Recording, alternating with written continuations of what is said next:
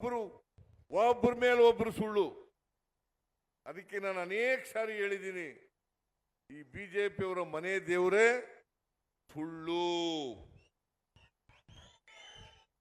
ಈ ಬಿಜೆಪಿಯವರು ಅವ್ರ ಮನೆ ದೇವರು ಸುಳ್ಳು. ಯಾಕಂದ್ರೆ ನರೇಂದ್ರ ಮೋದಿಯವರೇ ಸುಳ್ಳು ಹೇಳ್ಬಿಡ್ತಾರೆ. ನರೇಂದ್ರ ಮೋದಿಯವರೇ ಸುಳ್ಳು ಹೇಳಿದ್ದಾರೆ ಈ ದೇಶದ ಜನರಿಗೆ. ಅವ್ರು ಹೇಳಿದ್ರು 2014ರಲ್ಲಿ ವಿದೇಶದಲ್ಲಿ ಕಪ್ಪು ಹಣ ಇದೆ, ಆ ಕಪ್ಪು ಹಣ ತಗೊಬಂದು ಭಾರತದ ಪ್ರತಿಯೊಂದು ಕುಟುಂಬಕ್ಕೆ 15 ಲಕ್ಷ ರೂಪಾಯಿಗಳನ್ನ ಕೊಡ್ತೇನೆ. ಇವತ್ತವರಿಗೆ 10 ವರ್ಷ ಆಯ್ತು ನರೇಂದ್ರ ಮೋದಿಯವರು ಪ್ರಧಾನಮಂತ್ರಿಯಾಗಿ, 15 ಪೈಸೆನೂ ಕೊಡ್ಲಿಲ್ಲ. 15 ಲಕ್ಷ ಕೊಡ್ತೀವಿ ಅಂತ. 15 ಲಕ್ಷ.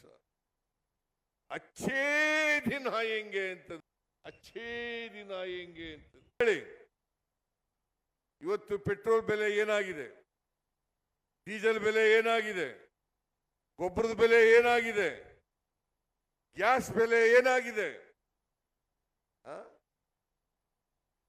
ಜಾಸ್ತಿ ಆಗಿದೆಯೋ ಕಡಿಮೆ ಆಗಿದೆಯೋ?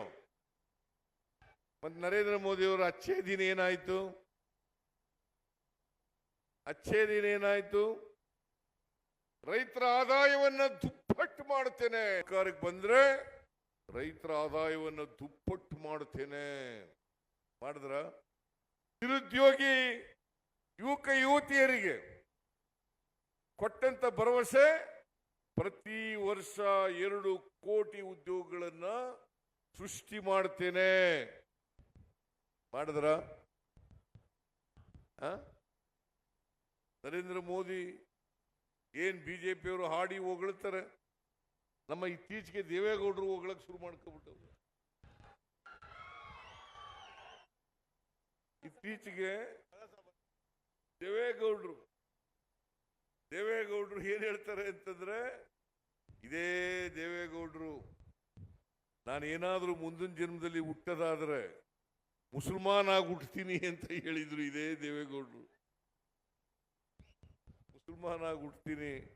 ಯಾಕಂತಂದ್ರೆ ಬಿಜೆಪಿಯವರು ಜಾತಿವಾದಿಗಳು, ಕೋಮುವಾದಿಗಳು.